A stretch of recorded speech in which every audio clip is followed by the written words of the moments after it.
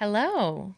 Hello, welcome to Honeydew Me Podcast. I'm Cass. And I'm Emma, and this is our podcast where we talk about you and me and us and how we are in the world. You know? That sounds so broad. Yes. Well, it is kind of broad. We've talked a lot about sex, we've talked a lot about relationships, we've talked a lot about mental health, and we're bringing all of that in the bedroom and outside of the bedroom. So, yeah, it is broad. It's what happens between us and between our legs, as we always say. We always say. How are you? Oh, I'm just fine. Just went on a walk. Love it. A walk. And that's all I've got going on right now. So, you know what? And sometimes that's all we want to do. A walk. Sometimes that's all, because sometimes I'm overfunctioning, but we'll get into that in a minute. That's just a little hinty hint at what we're talking about today. Hinty hint. Yes, absolutely. How are you? I'm good. I'm underfunctioning today, but that's because I'm tired and I can.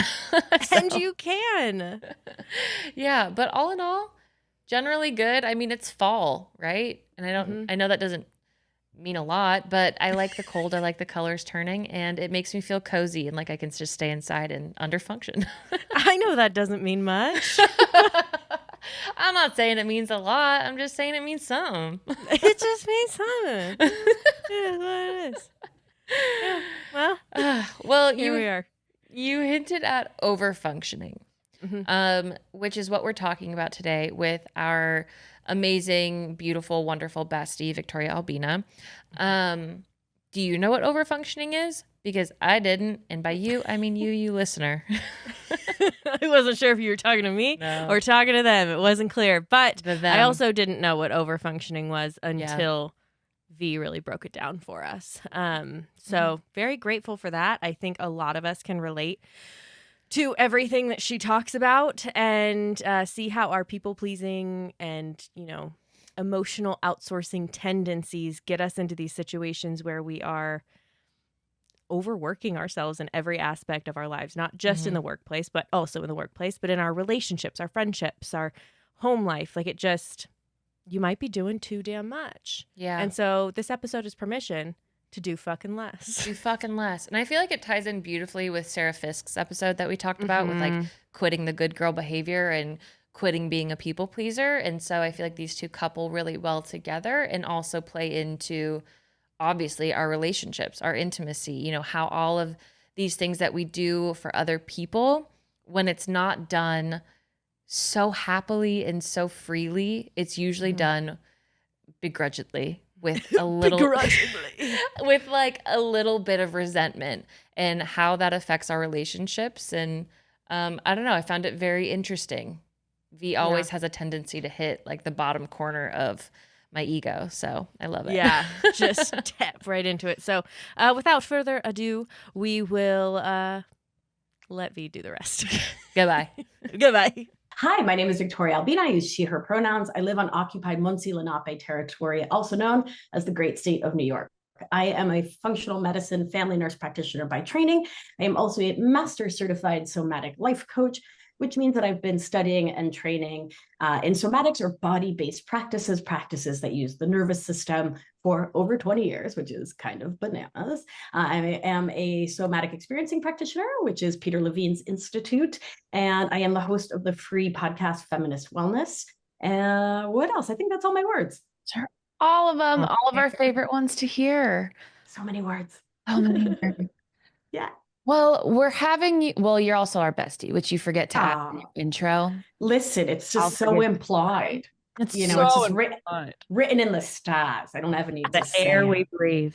It is the very air we breathe, the water we drink, which soon will. Yeah. I was going to say something about fluoride, but I'm not going to take us in that direction. We're just gonna stay up here. We're going to stay here. We're going to stay here in Sense and Sensibility. Okay, great. Exactly. Well, this morning has already proven to me what I think the definition of overfunctioning is. We have jumped through every platform to get this to record this morning, and we are so happy it's finally working. But I would love to know your definition of overfunctioning, because you brought this topic to us and we can't wait to hear more about how it impacts our relationships, our intimacy, So if you wouldn't mind jumping in, Yeah. we're functioning.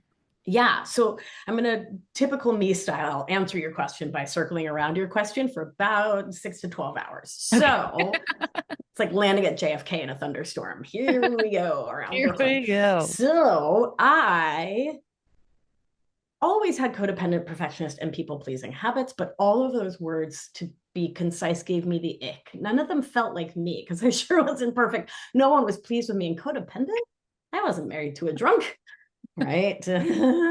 So that couldn't be me. And so I couldn't get help for any of those behaviors that were quickly and slowly turning my life into a hot mess. And so once it finally freaking clicked that that's how I was living, I realized we needed a new term. So I came up with one because that's what nerds do. And it's the term emotional outsourcing. Yeah. And so emotional outsourcing is when we chronically and habitually source our sense of safety, worth, and value from everyone and everything outside of ourselves instead of from within to our own detriment. And those are our codependent, perfectionist, and people-pleasing habits are the outcome of that chronic emotional outsourcing.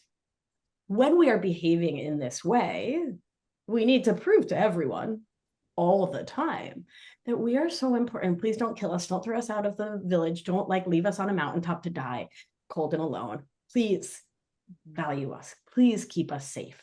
Please don't think we're worthless. So how do we do that? Oh, you didn't do your taxes. I'll do them for you. Oh, empty the dishwasher. Yeah, I got it. I got it. I got it. I got it. I'm fine. I'm fine. I'm fine. I got it. I don't need support. I don't need care. I'll take care of you. I'll take care of you. I'll take care of you. And I'm so resentful and so annoyed and so angry, but I'm choking it down, but probably only about halfway. And I'm annoyed, but I'm not ever going to actually tell you because then you might actually be annoyed at me and then we'd have to deal with that. But I avoid conflict like the plague because I'm overfunctioning to try to get you to think that I'm invaluable because I'm so scared that I have absolutely no value, but I'm resentful that I have that thought. It's a bit of a cluster cuss, isn't it? Mm-hmm. So that's the definition. What do you think? Sounds about right. Sounds okay, great. Tornado of emotions. Yes, indeed. It's a tornado wrapped in a hurricane wrapped in a typhoon. It's such a hot mess. And it leaves us and everyone we love feeling like exhausted crapola. Mm-hmm. Mm-hmm. Because we're constantly, it's like running around in circles. And I would assume you're not feeling your emotions very well in practicing your own somatics, right? Yeah. Generally, no, I mean, you can't really, right? Right. Because if you pause to actually feel that you're angry, upset, frustrated, feeling disrespected, uncared for, you'd probably explode. Mm-hmm. And so you're feeling all of those things either because you are not letting yourself feel them, and there are people actually trying to give you love and care who are getting more frustrated by the minute, or because your nervous system is engaging in reenactment. And yes, we can define that term. And so you're with someone again who's a taker and has no interest in actually supporting a giver like yourself who's overfunctioning per usual, probably like you did in childhood or since childhood. Mm-hmm. How does numbing fit into that? Because I'm thinking about what I tend to do. Like how, I don't know, because like I get what you're saying and I feel it too. Like that clicks for me. But then I'm also thinking about, when I'm like, I'm just gonna, like, it all feels like too much, so I'm just gonna scroll on social media. How does that interact with that? Well, I mean, it keeps us trapped, unfortunately, in the same cycle because when we're numbing or buffering, pushing away the emotions that are way too much to feel, we stay in the action, right? Because we keep the same thought, right? Oh, I can't ask him. His time is so valuable and he works so much outside of the house. I can't ask him for help with dinner. I'll do it. I'll do it. Don't worry about it. Oh, he's just had such a long day. Oh, you know what? I mean, if I ask him to empty the dish or fill the dishwasher, he's going to do it wrong anyway. Weaponized incompetence is a part of this, and we can loop back around, talk about lady boner killer. But anyway, right? He's going to do it all wrong. He's going to put all the plastic in there and he's going to put the sharp knives. It's going to be such a mess. I'll just do it myself. Right. Which gets said with a tinge more annoyance every time. And so you numb against the fact that you're in that cycle again, in that cycle again, in that cycle again, because it feels so exhausting, so frustrating, so annoying, so dumb. Mm-hmm. But the story in our head, because I remember, again, this comes from emotional outsourcing. So codependent, perfectionist, and people-pleasing happy. People-pleasing happy, absolutely not. People-pleasing habits that keep us unhappy. Come on now, mouth. Well, it's just mouth can't keep up with brain about half the time around here. So the codependent part is we want them to feel a specific way about us. We want them to feel a specific way, and we are in danger if they are unhappy. We are in danger. We are unsafe if they are not pleased with us. Same with people pleasing. And the perfectionism is, oh, I don't want to ask for help. I can be super mom and super woman and super working full time and super. I got this. Don't worry about it. I got it. So overfunctioning is the overlap of people pleasing. What were the other two that you literally perfectionism and codependence. Yeah. Yeah, it's this whole emotional outsourcing morass. Is it possible to be someone who overfunctions in only certain types of relationships, like absolutely, romantic or friendship or platonic, like with family, but not in others? And we can have this behavior with some friends, but not others. Mm-hmm. Right. So if there's a friend that's there's a pattern within you that's like, let's see. Oh, this person's so much better than me, so much smarter. Like, I don't even know why they're my friend. You might overfunction there because you don't believe you're worthy of the relationship. You might not call them out. You might not call them in. You might not, right? You might not voice whatever it is you want to voice. Whereas with a different friend, you might be more direct. Mm-hmm. Right. And then, like with your best friend, you might, be super direct and not overfunction. Mm-hmm. But with your new date, all of a sudden you're doing his laundry like a month in. Right. Ooh. Okay. Yeah. I think so many of us have been there where it's like, well, I was going to do laundry anyway. Yeah, just bring it over. It's fine. Your apartment building doesn't have it. Yeah, we have laundry in my basement. It's fine. Bring it over. I don't mind going up and down the stairs for you at all. It's totally fine. I live in a 5th floor walk up. Adding a huge basket to my laundry a day is totally fine. So you don't have to drop yours off at a laundromat. Yeah, I can check off going to the gym. Absolutely. Listen, I don't need. Yeah, exactly. If you think about it, it's osteoporosis prevention, and it's never too early to start with those weighted walks. So thank you. I should be thanking you. You know what? I actually am going to thank you for letting me do your laundry. So thank you. 90-year-old me really thanks you for the bone strengthening. Yeah. Yep. Over time, what does this overfunctioning do to us? Yeah. I mean, first of all, it's exhausting. Like, all 5th floor walk up jokes aside, like, it's physically, emotionally, energetically, financially exhausting. It creates this power imbalance that is pretty icky, where we are subjugate to someone else while this little part of us feels like we're pulling one over on them by subjugating ourselves. Like, it creates all these really weird energetic, like, power dynamics. And it's resentmentcityusa.com. I mean, like, ooh. Mm-hmm. Because what starts as, sure, yeah, no, I'll do that for you. And then the brain's like, and then you'll like me more, and then you'll keep me. Right? No one else wanted to keep me. No one else took care of me. Maybe you will. Maybe then I'll be safe and okay. But all you hear is, yeah, no big deal. I'll do your laundry. But that little seed of, like, then we start doing the super emotional outsourcing tit for tat. Right? Well, what have you done for me lately? With all that I do for you, you can't. The number of times I've had clients say, well, I mean, last week when his foot hurt, I did XYZ. Right. And life talk about capitalism pervading every area of our interpersonal relating. It becomes this extractive tit for tat where we're always keeping score, whether we want to or not, right? Mm-hmm. Whether we realize we are or not. Yeah, it sucks. Mm-hmm. Versus just being considerate, loving, thoughtful, kind, which is not extractive. How do we know the difference? You feel the difference, right? The difference is felt. It's felt in your body, and it's the way you feel after you do it. And it's the way you feel if they don't say thank you. But more to my point, it's the felt sensation. It's the felt experience, right? Like, I love packing Billy's lunch every morning. How cute is that? All the other kids at school are like, oh, did your wife pack your food? It's very cute.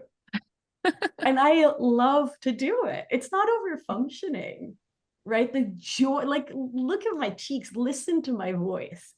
It makes me so happy that, like, this today she had this lentil butternut squash soup, and it was very nutrient dense. And I can just picture her on this like cold day opening up a big thing of soup, and like my whole body feels so happy.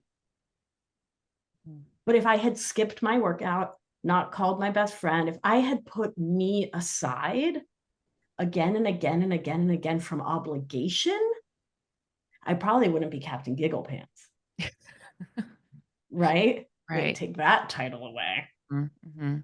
That's another interesting example to bring up about like how we look at our behavior is when you're putting so much of your own desires, habits, errands, to-do list aside for someone else, and then it doesn't feel good. It's like the stomach drop feeling of like, fuck, and then I can't do that. It's fine, you know? Yeah, don't worry about it. Interesting way. I also would love to talk a little bit more. You mentioned like the power dynamic and the swindly feeling. Would you mind expanding on that? Because I thought that was rather interesting to feel subjugated, but also at the same time, like you're swindling someone. Yeah, it's like that weird power under, power over stuff, right? Yeah, where it's like you're doing so much from obligation, understanding that other people are going to then feel obligated to you. It's like, and tell me if this is like too highbrow. I really don't mean to sound pretentious right now, but it's like that episode of The Office where Dwight brings in H&H bagels and is like, take a bagel, you owe me one, and then winks at the camera. Was that too snooty? Right. I'm sorry. Do people like get that highbrow reference? Is that a reference? We'll find a niche crowd for you for sure. Okay, great. I really appreciate that. Thanks. It was that or Kierkegaard, so I just went Dwight, but got it. Okay. That makes sense. Right. And so then Dwight, the whole episode is like, don't worry, you owe me one. Don't worry, you owe me one. And like, that's the like theme of like, and I don't think it's conscious for most of us. It's not like, let's be clear, most of us are not Dwight Schrute, but like, there's this tape recorder, right? This old cassette tape inside of us. That's like, I'm only safe if they owe me one. Because we don't believe in our worth and value. So we don't think anyone will actually take care of us unless they owe us one. That's what it is. That sucks. It does suck. Do you find that most people repay the favor when you operate that way? I mean, yeah, but with grumperoo energy, right? Mm-hmm. Like, it's obligation giving. It's not full open heart giving. Yeah. So then it never really feels safe. Right. And it's like, like when your mom is like, oh, honey, you're so pretty. And you're like, whatever, mom, you have to say that. Anybody? Okay, great. Yes. I'm like, oh God, am I all alone in that one? But you know what I mean? It's like, it doesn't fulfill. If we back way up to think about what the unfulfilled need is that this behavior is seeking to fill, it's never filled by a tit for tat response. Right? The like, oh, hey, you've got us H&H bagels last week, so I got us donuts this week. Right? What we want is for us to do so much for others and for them to then say, wow, oh my God, you are invaluable to me. What can I do to thoughtfully, lovingly, caringly go out of my way, put myself out suffer myself the way I see you always suffering to take care of you. Mm-hmm. It's a version of the suffering Olympics in a way. So it's like being in that tit for tat situation never fully like satiates the real need of feeling like you are inherently worthy of being I taken think care so. of. What do you two think so, smarty pantses? I would agree. Cass? Yeah. Yeah. Yeah. It's Yeah. like if you get down, I don't know. It's just not ever feeling fully satiated and knowing Right. that you're in that power dynamic, knowing, oh, like maybe they did only do that because I did that for them last week, or you know what I mean? Like I know that they know I'm angry because I did this for them, and so they're feeling like they have to do this thing for me, and I don't want them to feel like they have to. I want them to want to. How do you get out of that dynamic of like Mm-hmm. they're doing it because I asked them to, or they're doing it because they feel like they have to, not because it is this inherent need Mm-hmm. want to take care of me and love me. Oh, I definitely remember a decade ago saying, I want you to want to do the dishes. And so you get to, again, back that train all the way up to the station and ask yourself, what do you really mean? So, what I meant was, I want to feel respected in this relationship. So, by staying with someone who wasn't respecting me, oh, damn, what was I doing? Not respecting myself. Mm-hmm. Right. So, what are you actually fighting for? Test. Right. Are you actually fighting to be loved, to be respected, to be cared for, to be listened to be heard? And if you're fighting for the most basic of human connection, why are you in this relational space? Why are you in this relationship? What kitten? Come on. Mm-hmm. Yeah. Right? What are you not feeling?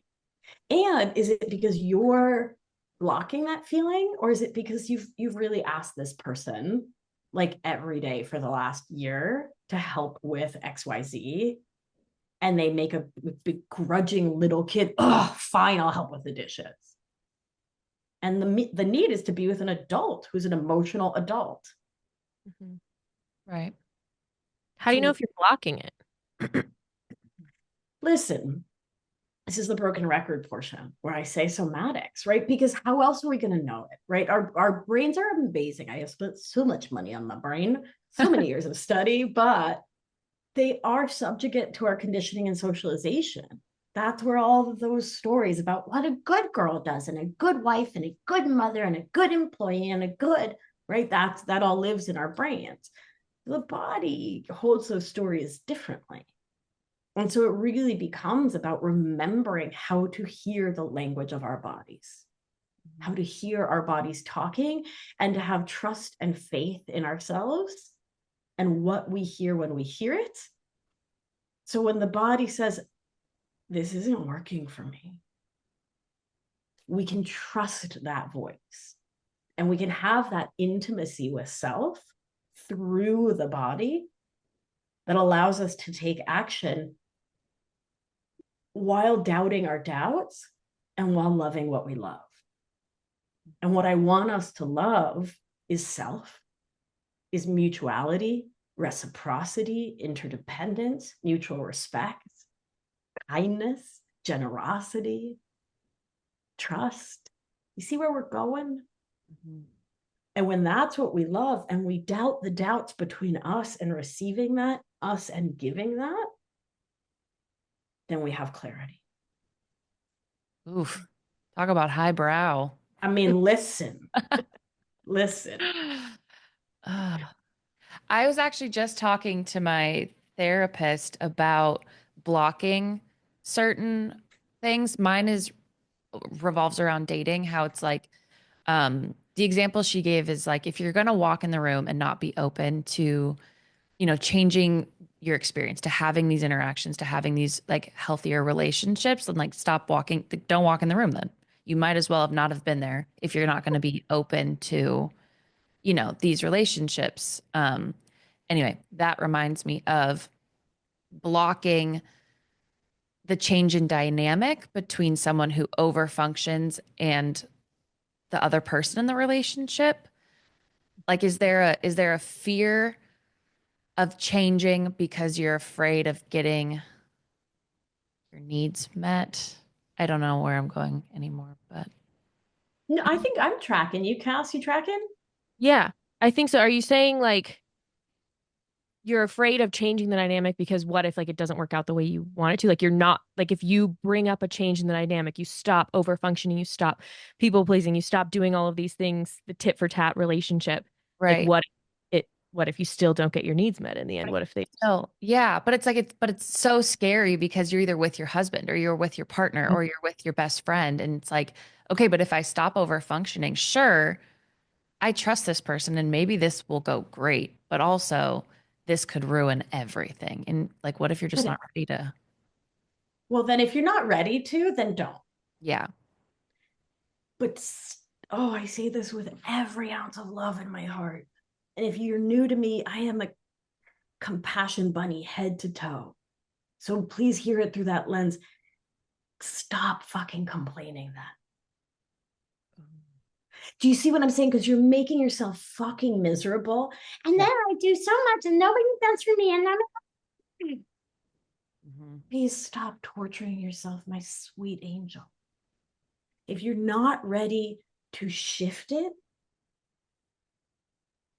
see if you can come into neutral with it instead of staying on that like complaint train that makes you and everyone around you feel like shit. So what I mean, come to neutral, because this is not a neutral experience, but if we can get like a journalistic, okay, here's the analogy I use. Is this an analogy or a metaphor? Well, we'll figure it out in a second. Jane Goodall, sociologists, when they go into the field, they do not change their surroundings, right? It's not your job. You don't intervene. Ethical questions can come in later, but right now, you don't intervene. So Jane Goodall, observing chimps, doesn't tell them to stop throwing shit at each other. Not her job. That's their language, their community, their culture, right? Right. So getting to neutral is about observing yourself throwing shit and not getting attached to it. Does that make English? Yeah. So get sitting down with a pen and paper, meditating if you can do such things, and or get moment of mindfulness. Here are the facts and just the facts. I am currently overfunctioning with my husband. I'm also overfunctioning with my boyfriend. I'm also overfunctioning with my best friend. Here are the 12 ways I'm doing that. What I fear will happen if I stop is X, Y, and Z. Right? And so from there, I am not ready to change this because that fear is bigger than my capacity to be with myself. I am not judging this, but I'm not ready to make change. And so I'm stepping out of complain. And I'm working to just be with what is. And so what this does is it begins to give us a little bit of cognitive distance so we can look at our behaviors that are choices that are coming from old survival skills, right? It's not like the choices that are conscious, cognitive, thoughtful, like we're not present when we're overfunctioning. We're in an old cassette tape. And so when we can start to see like, oh snap, that's just like I'm watching ET again. I'm watching, I don't know, Little House on the Prairie. Like this is not a today tape. Instead of going into the complaint that takes over our bodies and creates not just agita and like energy, but adrenaline, keeps us in sympathetic activation, keeps our nervous system jacked. When we come into neutral observer, we are also in a more ventral vagal, safe and social state in the nervous system, which is the only place from which we can really make change. Do you think that this is what's happening with that kind of like trope of the nagging girlfriend, the nagging wife, that like, they're in this state? Yes, and we have been socialized into this state. We have been socialized to overfunction. We have been conditioned to overfunction as humans, socialized as women, writ large, right? Definitely writ large. Of course, race is an issue, class is an issue, everything's an issue, right? We can complicate any conversation because we are intelligent intersectional feminists. And overarchingly, girls, women are taught to do this, to do all the functioning. Because remember how he doesn't know how to load the dishwasher, so he's just going to mess it up anyway. So it's better if you just do it. Mm-hmm. Right? Weaponized incompetence is an incredibly important flip side to this coin. Right? As well as, oh, I would love to help with XYZ, but I need to go play golf with the boys from work because, you know, it's really, how else am I going to get this promotion if I'm not on the golf course with my boss? Kind of thing. Mm-hmm. Right? Or, but sub in whatever the genre of, I'm not fully present for this household, for you, for these children, for the fact that you have a full-time job and you're doing all the emotional, physical, energetic, spiritual, and domestic labor around here. It's very. And so, of course, it continues. Oh, sorry, Emaru. Well, I was gonna ask a question that takes us like out of overfunctioning. So, if you were going to continue in that, then please do. I mean, I feel like we've defined it really well. We've given some really good examples. It can be way more subtle. Oh, and it can also happen at work. Let us not forget, right? And I also see this through my clients happening more and more to women, right? Mm-hmm. Urgency is a trope of capitalism. It's a control mechanism of capitalism. Oh, we have to do this sales pitch at 4 today. And so Becca, Megan, Lauren, can you take over? You know, I don't know. Matt has to go do things. I don't know. But you know what I mean? Like Matt has to go scratch balls. Yeah. Scratch his balls. They're very itchy. Give him a powder. But right, like this manufactured urgency that women then have to attend to. Mm-hmm. Right. And so we get, because we are trained up to be nice, which is really different from being kind, but we're trained up to be nice. And so when somebody needs help, we are trained to drop everything we're doing and hop in, whether that PowerPoint is ours or not. You know? And it's once, fine. I love being helpful, but chronically, habitually, I'm not available. And then I feel like that overfunctioning becomes invisible in a lot of spaces. Yes. I do feel like in ways I overfunction at work. I take on more, but more and more that becomes invisible. And then the people that you work with are like, what do you do here? Yeah. And it's like your whole life. Yeah. Your whole life. The reason you're comfortable here is because of me. And it's just like, it becomes more and more invisible. And I think maybe more so in women, you know, we're just expected to be like little buzzy bees kind of everywhere, but then invisible at the same time. And it's just not acknowledged. And then resentment builds. And then you're just an overfunctioning. Yeah. Yeah. Yeah. So then questions like, what would it look like if the house, if the deck, if the whatever wasn't A+ perfect? Right? What if there were the bunnies of dust under your couch? Would anyone die? I hope not. Like, is it okay to get takeout once a week? Like, would it be okay for you to rest or relax? My ex, who was the ultimate taker, would come home from working not much and would say like, oh, I just need to decompress, which would be like 2 hours of eating hummus in front of reality TV. Whereas I'd seen like 25 patients in primary care in New York City and then recorded a podcast and then would do the grocery shopping, the cooking, the cleaning, the putting away, the cleaning again, right? All while they're still on the couch decompressing. That should be your fucking hummus. Yeah. I like actually can't even smell hummus after being with that jerk. Like, I'm serious. I love that hummus is it's so specific, but I love that like, and then they just sit and eat hummus. Before we jump off of overfunctioning, jump off. Could you give us some more of those subtle ways that it might show up that we might not totally notice or expect? Hmm. Yeah, I mean, it's just that like subtle energetic of obligation, right? Like, oh, the girls are going out tonight, but I don't know, my husband had such a long week. I should probably just be home in case he wants anything, or like in case, just in case. I should go home just in case. And so you're not actually doing anything, but you're not doing what you want to do, right? Or like those little moments of like a sibling calls and wants to complain about another sibling. And you know it's going to be an hour and a half of her just monologuing at you. And you have other work to do, but from obligation, not wants to.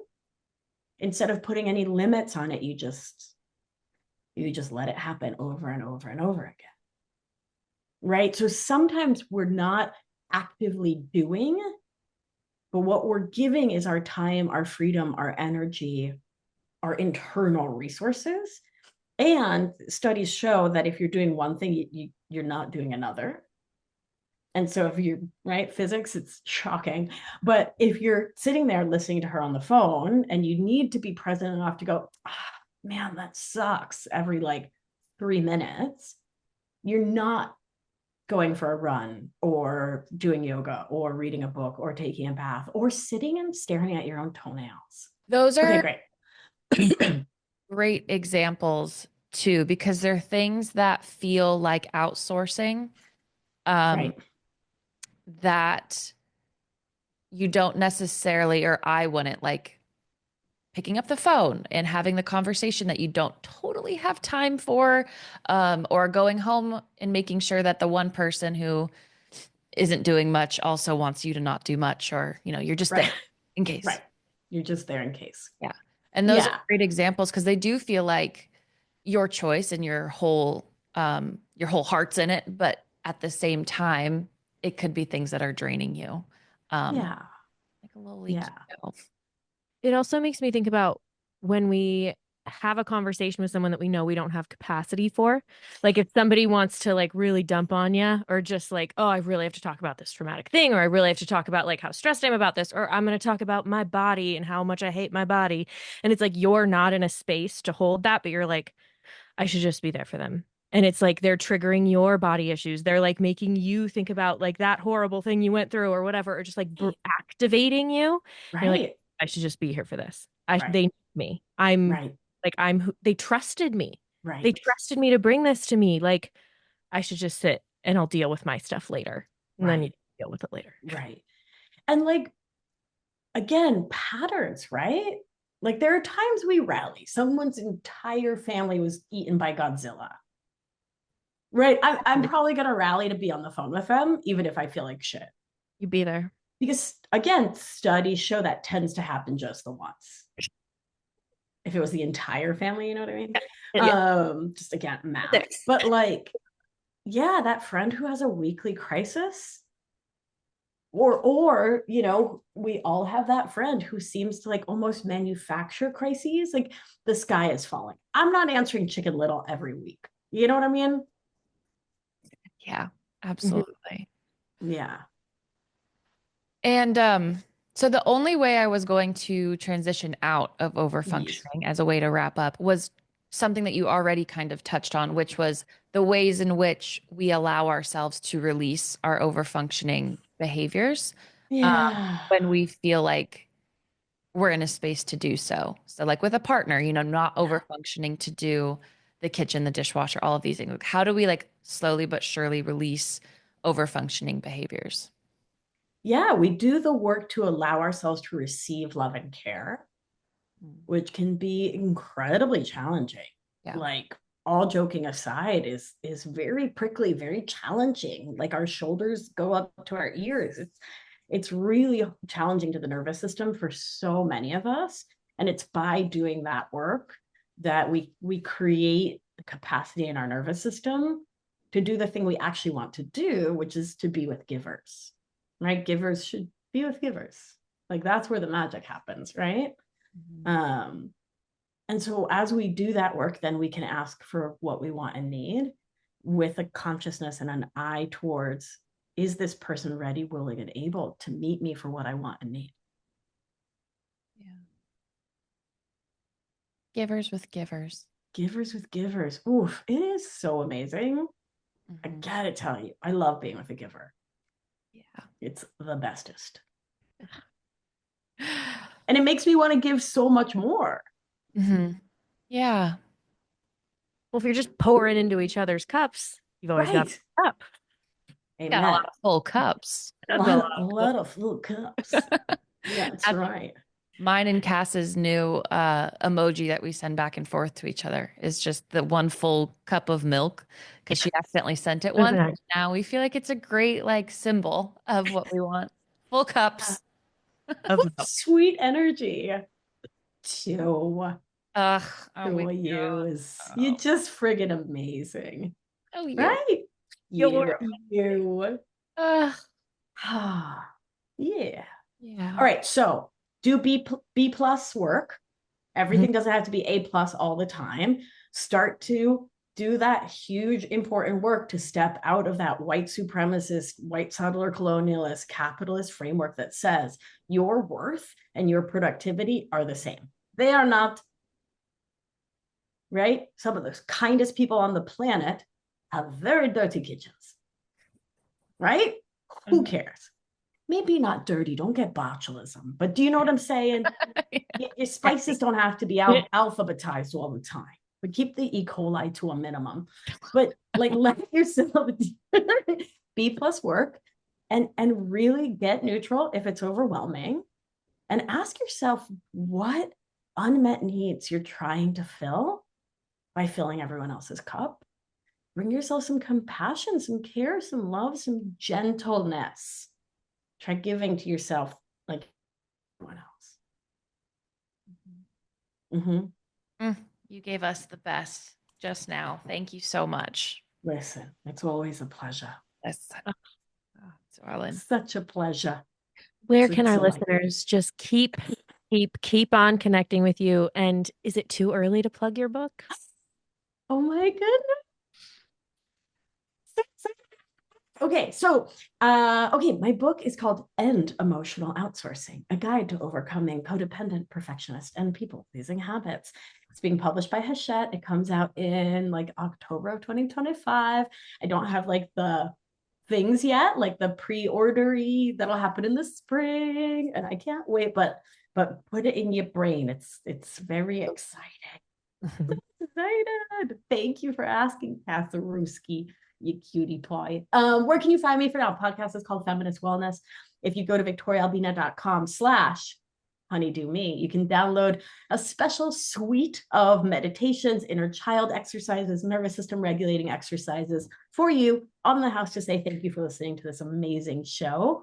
My 6-month program called Anchored enrolls about twice a year. Check that out, victoriaalbina.com/anchored. And if you want a smaller bite, victoriaalbina.com/the somatic studio is my 12-week program.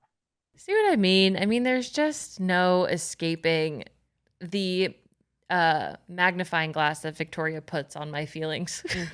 Just sets them afire. You know what I mean? Like I'm a tiny ant on the sidewalk, but the light is love. So I'm, you know what I mean? It's not.